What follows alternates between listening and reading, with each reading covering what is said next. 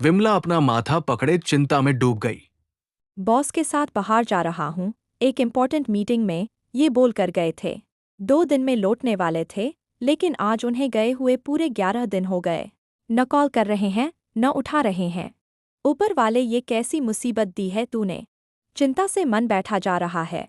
विमला खुद से बड़बड़ाती हुई अचानक रोने लगी।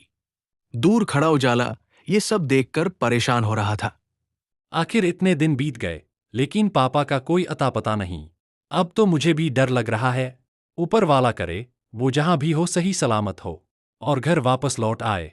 उजाला हाथ जोड़कर प्रार्थना कर रहा था। चिंता उसे भी थी अपने पिता की। माता पिता चाहे जैसे भी हो, वो हमेशा दिल में रहते हैं। तभी रीति और नीति भी कॉलेज से आ गए। दोनों बहनों ने अपनी मां को इस हालत में देखा। नीति ने मुंह बनाते हुए कहा, इनका तो ये फालतू ड्रामा खत्म ही नहीं होता। पापा बस मीटिंग के लिए विदेश गए हैं, वापस आने में लेट भी हो सकता है, लेकिन इसका मतलब ये नहीं कि इतनी नौटंकी की जाए। हद है। मेरी माँ को किसी ड्रामा में काम करना चाहिए था। मोटा पैसा छापती बेवकूफ कहीं की। ऐसा सोचते हुए नीति अपने कमरे की तरफ चली गई, मनो जैसे उसे रद्दी भर फर्क नहीं पड़ता इस बात से। लेकिन रीति रुककर अपनी मां को देखने लगी। रीति अपनी मां को कुछ खास पसंद नहीं करती, लेकिन कुछ भी हो, जैसी भी हो, आखिर है तो वो उसी मां की बेटी। उसके मन में ममता तो है ही। रीति खुद को रोक न सकी। उसने कदम मां की तरफ बढ़ाई। विमला को एहसास हुआ जैसे कोई उसके सामने आकर खड़ा हुआ। ये एहसास उसे अपने पति अनिल जी जैसा लगा। ये बात दिमाग में आते ही विमला बिना सोचे समझे उस इंसान को गले लगा लिया और लगी फुट फुट कर रोने। ये सब देख उस सामने वाले इंसान के हाथ पैर कांप गए। कुछ देर रोने के बाद विमला ने खुद को संभाला और निगाह उस इंसान पर की। तुम यहां। विमला ने गुस्से से जोरदार तमाचा उजाला के गाल पर दे मारा और गुस्से से तिल मिलाकर बोली, हिम्मत कैसे हुई तेरी मुझे गले लगाने की? विमला तो पहले से ही गुस्से में बौखलाई हुई थी। उजाला को देखकर उसके तन बदन में आग लग गई। रीति ने अपनी मां को पीछे खींचा।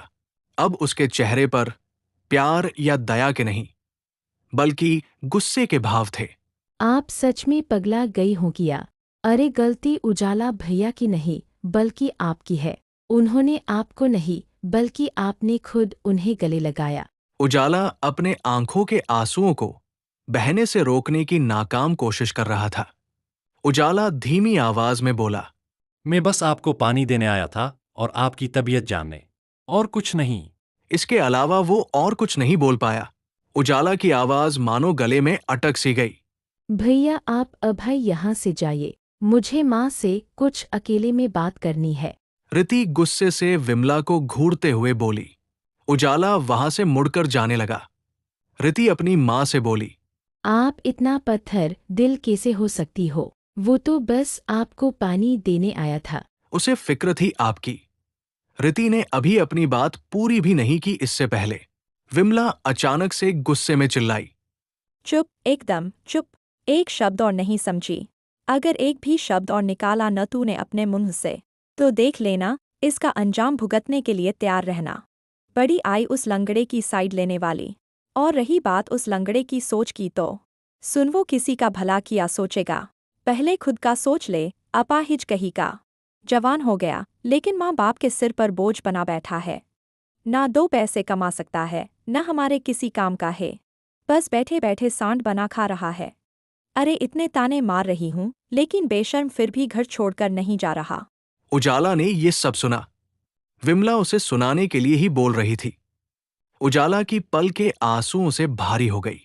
रीति भी किया बोले अब पैर पटकती हुई अपने कमरे की तरफ चली गई। कुछ देर बाद विमला का फोन हॉल में ही रखा था, जो काफी देर से बज रहा था। विमला अपने कमरे में लेटी हुई थी। उसने कॉल करने के लिए फोन ढूंढा, तब उसे याद आया उसका फोन हाल में सोफे पर रखा है। विमला उठकर हॉल की तरफ गई। उसके कदम तेज हो गए जब उसने फोन की रिंग टोन सुनी। विमला जाकर झट से कॉल रिसीव करती है। कॉल एक अनजान नंबर से आया था। विमला ने पूछा। हेलो हेलो, कौन बोल रहे हो? दूसरी तरफ से एक आदमी की भारी आवाज आई। विमला सिर्फ सुन रही थी। कुछ देर बाद अचानक फोन उसके हाथ से नीचे गिर गया। नहीं, ऐसा नहीं, बिल्कुल ऐसा नहीं हो सकता। विमला अचानक से चिल्लाने लगी। आवाज सुनकर सब भागते हुए हॉल आए।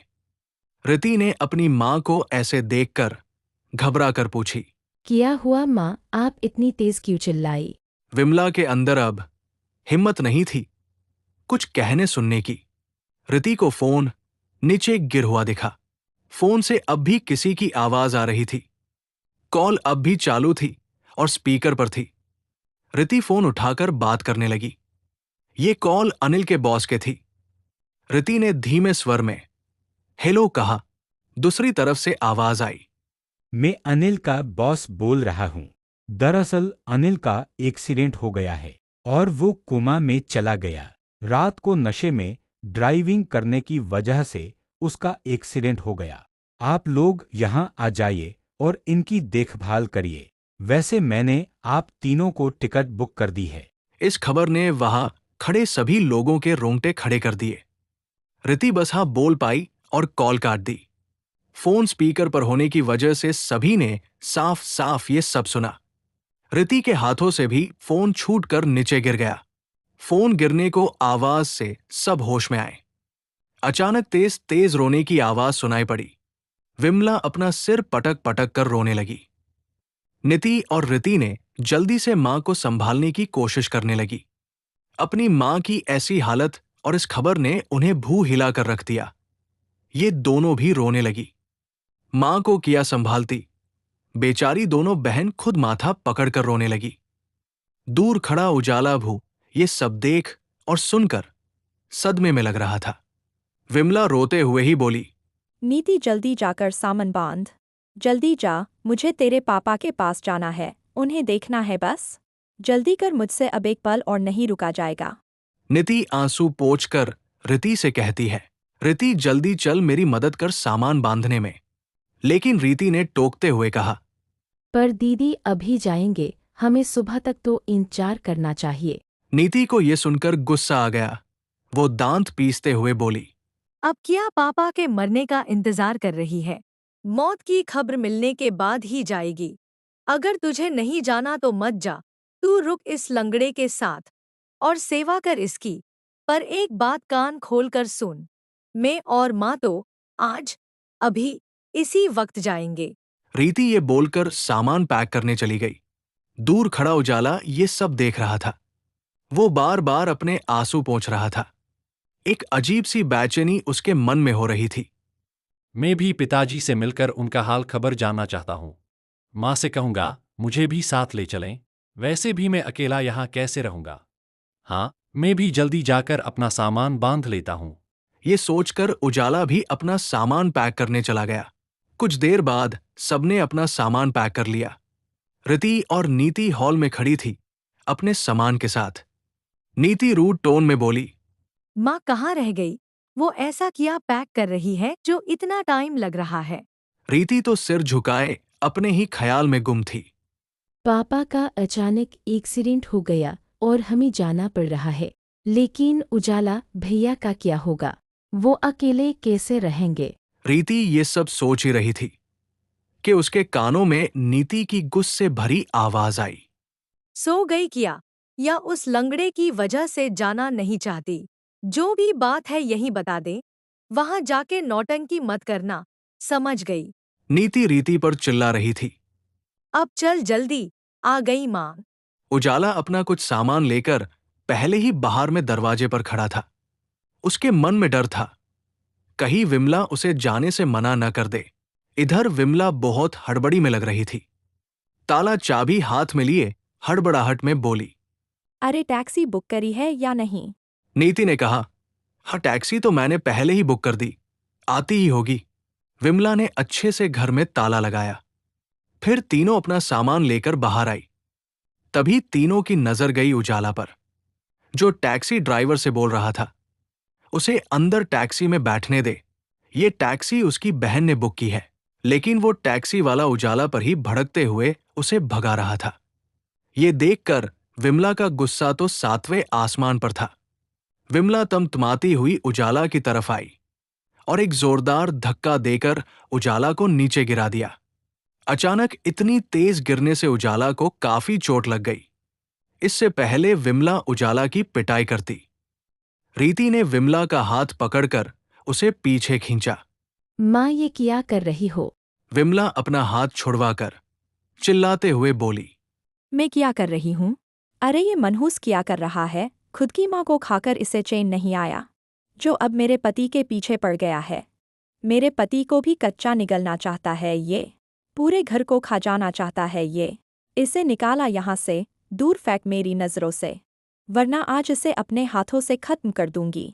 रीति और नीति खींचकर विमला को टैक्सी में बैठाती है। रीति रो रही थी।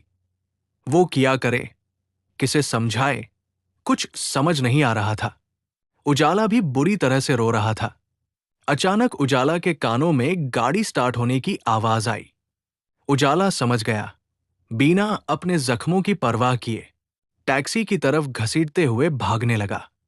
रोते चिल्लाते टैक्सी का दरवाजा पीटने लगा। मुझे अकेले छोड़कर मत जाओ, मैं किसके सहारे से रहूंगा? मेरे साथ ऐसा जुल्म ना करो, मैं तो अपाहिज बेसहारा हूं। उजाला हाथ जोड़ने लगा।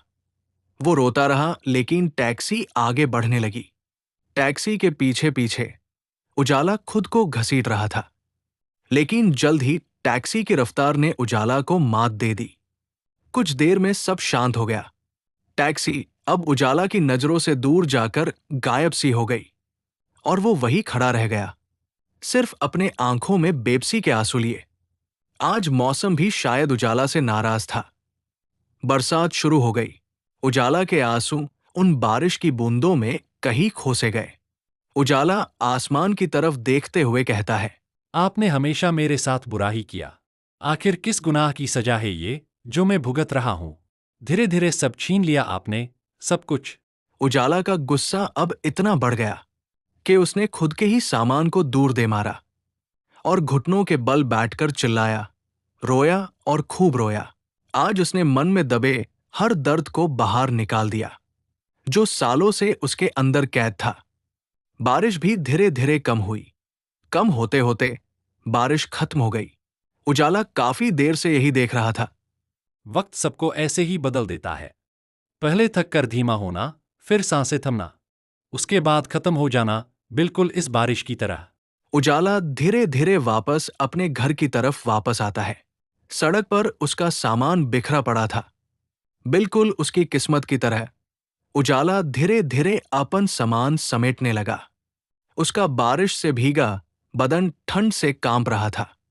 उसके आंखों में सन्नाटेदार आंसू थे, लेकिन फिर भी होठ पर मुस्कान थी, पर हर बार की तरह टूटी हुई, बिल्कुल उसके टूटे दिल की तरह। उजाला अपना सामान उठाकर कांपते हुए अपने घर के मेन डोर के पास पहुंचा। उसने देखा दरवाजे पर लटकता ताला। धीरे से मुस्कुराकर सोचा, मुझे लगा ही था ये होगा। आखिर मैं अपनी किस्मत से उम्मीद भी किया कर सकता हूं, और अब तो मुझे आदत भी हो गई है इन सब की। ज्यादा फर्क नहीं पड़ता अब। चलो फिर अब चलते हैं, यहां रुककर कोई फायदा नहीं। अब सिर छुपाने के लिए जगह तो तलाशनी होगी। उजाला के मुस्कुराहट में छिपा दर्द उसके दिल को मानो चिर रहा था। वो अपना सामान लेकर धीरे धीरे आगे बढ़ने लगा, मन में सिर्फ एक ख्याल लिए, आज मैं अकेला हूं, मेरे साथ कोई नहीं। अब तो सिर छुपाने के लिए छत तक नहीं बची। उसके ख्याल ही कहीं न कहीं उसका मन और दुखी कर रहे थे। ठंडी हवा की लहर उसकी हड्डियों तक को कप कपा रही थी। रात को वो अंधेरा, वो सन्नाटा और सुनसान सड़क। उजाला चल रहा था, एक जिंदा लाश की तरह। चलते हुए उसे एक दुकान दिखी, जिसकी छत आगे तक थी। उजाला को लगा आज उसे यही ठहरना चाहिए। वो वहीं पर जैसे तैसे कांपता हुआ सो गया। अगले दिन उसकी आंख खुली, लोगों की चहल पहल से। अचानक किसी ने उसे एक लात मारी, जिस वजह से वो चौंक कर उठ बैठा। उसने देखा एक मोटा आदमी उस पर ही चिल्ला रहा था, उठ जा भिखारी और निकल मेरी दुकान के आगे से। सुबह सुबह किसे देख लिया, अब पूरा दिन खराब ही जाएगा मेरा। इस मनहूस की वजह से, ऐसा बोलकर वो आदमी उजाला को खींचकर वहां से भगाने लगा। उजाला का दिल और ज्यादा टूट गया ये सब सुनकर। उसे ऐसा लग रहा था जमीन फट जाए और वहीं पर समा जाए। ये उसकी बेइज्जती थी, उसके किरदार की बेइज्जती थी। उसकी आंख एक बार फिर भर आई, लेकिन जुबान से एक शब्द नहीं निकला। वो चुपचाप बिना बोले उठा और वहां से चला गया, वापस अपने घर की तरफ। अपने दरवाजे के पास बैठकर सोचने लगा। मैं कहाँ जाऊं? इस घर के सिवा मेरा ठिकाना कहीं नहीं। ना जाने परिवार वाले कब आएंगे, अभी तक नहीं आए। अब तक उन्हें आ जाना चाहिए था। मैं कब से इंतजार कर रहा हूं। अचानक एक डरावना ख्याल उसके मन में आया। शायद अब वो लोग कभी नहीं आएंगे। ये ख्याल आते ही उजाला की रूह कांप गई। उसने डरते हुए खुद को चाटा मारा। लगता है मेरा दिमाग खराब हो गया है, कुछ भी सोचे जा रहा है। उजाला किसी तरह खुद को समझाकर वहां बैठा रहा। घंटों गुजर गए, लेकिन वापस कोई नहीं आया। दोपहर होने को चली थी। भूख प्यास ने उजाला को तोड़ कर रख दिया। वो खुद तो समझ जाएगा, पर अपने पेट को कैसे समझाए? पेट को तो चाहिए। उजाला पेट पकड़े हुए धीरे धीरे खड़ा हुआ और लंगड़ाते हुए पास में लगा सरकारी नल तक गया और पानी पिया। पानी पीने के बाद उसकी जिस्म को ठंडक मिली। अब अच्छा लग रहा है। प्यास के मारे हलक सूख गया था। पानी पीकर गला ठंडा हो गया। उजाला वापस जाने लगा। उजाला का घर बाजार साइड था। लोगों की चहल पहल और ढाबे से आने वाली खुशबू हमेशा रहती। चलते हुए उजाला को बहुत तेज खाने की खुशबू आई। खुशबू से लग रहा था खाना बहुत स्वादिष्ट होगा। इस खाने की खुशबू ने उजाला के पेट में सोए हुए शेर को जगा दिया, जो कई दिनों से भूखा था। अरे नहीं, मेरा पेट भूख से मरोड़ मार रहा है। उजाला पेट पकड़कर वही कुछ देर बैठ गया। थोड़ी देर बाद वो वापस लौटा, थकी हुई शक्ल। भूख भी उसे बेरमी की तरह सता रही थी। इसी तरह समय कटने लगा और अब शाम होने को थी। उजाला हाफ रहा था। उसके आंखों में आंसू थे।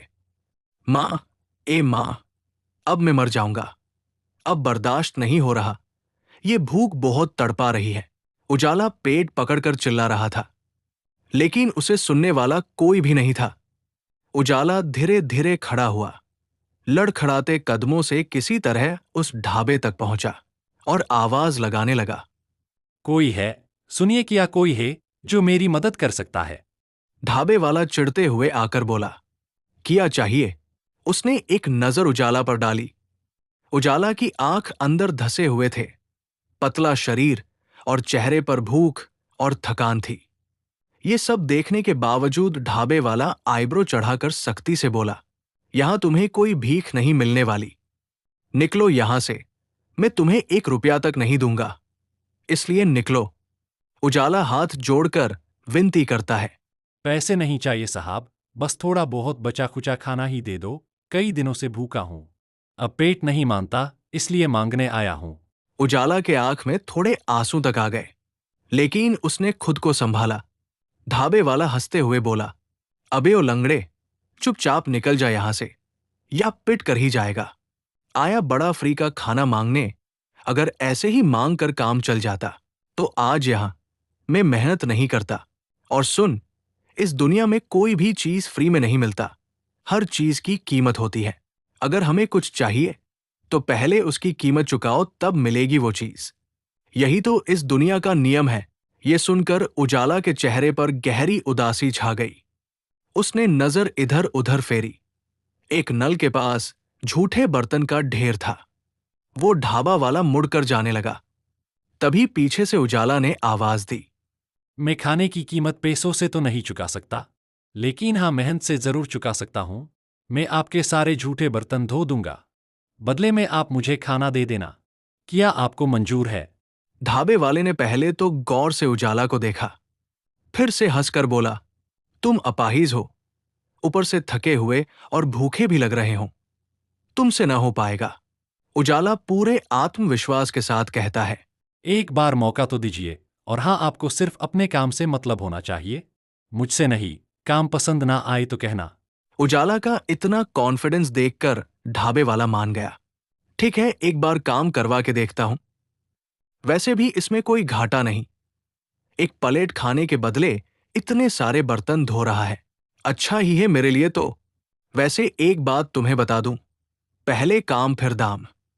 बर्तन धुलने के बाद ही खाना दूंगा, मंजूर हो तो करो। उजाला खुशी से मुस्करा कर बोला। मुझे कोई परेशानी नहीं है, मैं अभी करता हूँ।